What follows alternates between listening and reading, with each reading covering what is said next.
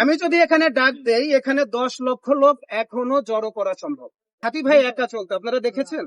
হাদি ভাইয়ের সাথে তার একেবারে কাছের কয়েকজন বন্ধু বান্ধব ছিল, কিন্তু সে এমন এক কিছু কথা বলে গেছে, হাদি ভাইকে নিয়ে যথেষ্ট স্টাডি আমার করা হয়ে গেছে।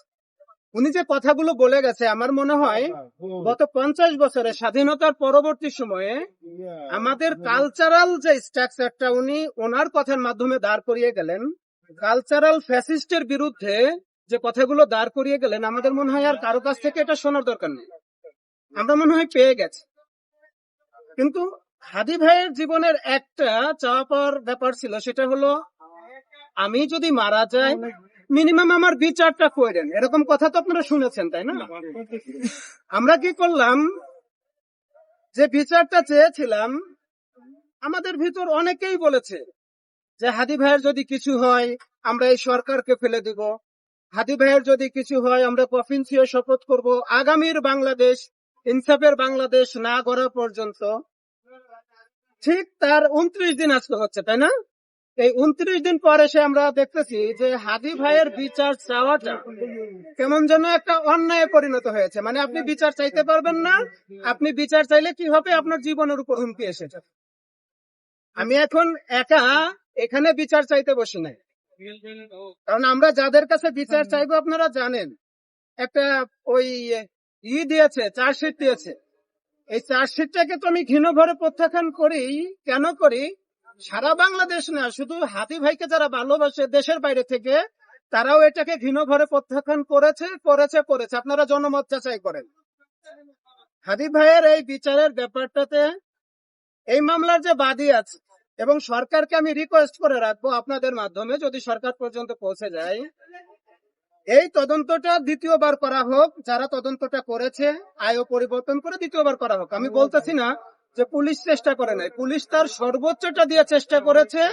হয়তো পুলিশ যথেষ্ট চাপে ছিল, তার ভিতরেও আমরা মোটামুটি একটা ফাউন্ডেশন পেয়েছি। আমরা এটাতে খুশি না, আমরা পুলিশকে এটাতে দোষ দিতে চাচ্ছি না।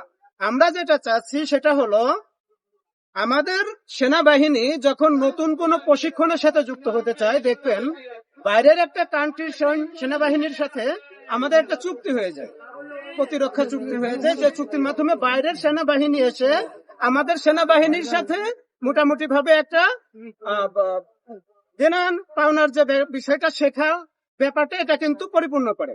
আমি চাইবো হাদি ভাইয়ের এই ব্যাপারটা অনতিবিলম্বে যত দ্রুত সম্ভব আমাদের বাইরের কান্ট্রি থেকে যারা তদন্তে পারদর্শী এরকম 10 অথবা 15 সদস্যের একটা কমিটি হায়ার করা হোক। কমিটি হায়ার করা হলে কি হবে, তারা নির্দিষ্ট একটা গণ্ডিতে থেকে তারা আমাদেরকে সম্ভবত সর্বোচ্চ ভালো মাপের একটা তদন্ত রিপোর্ট দিবে, যেটাতে আমরা খুশি হতে পারি। আমার কথাটা বুঝতে পেরেছেন? এবং সেই সাথে সাথে আমি চাইবো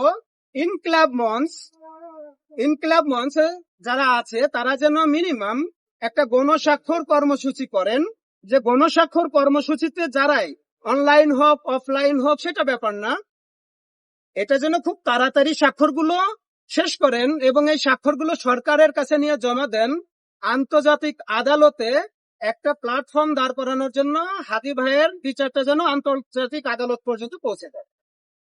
তৃতীয় ব্যাপারটা হতে পারে সরকার নিজ উদ্যোগে আন্তর্জাতিক যে তদন্ত সংস্থা আছে সেটাকে দিয়ে তদন্ত করাতে পারে।